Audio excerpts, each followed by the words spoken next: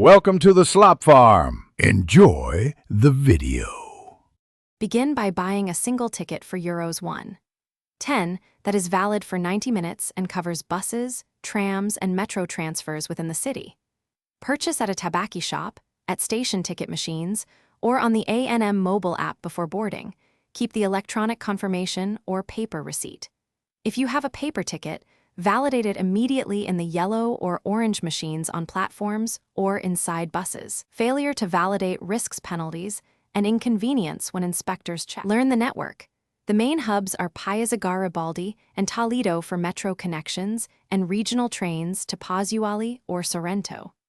Naples has Metro Line 1 and Line 2+4 funiculars that link the historic center to hillside neighborhoods like Vomero.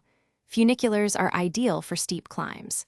Study the route map before travel, note final station names, and expect metro services roughly every 6 to 10 minutes during peak periods and reduced frequency after 11 p.m. Protect your belongings.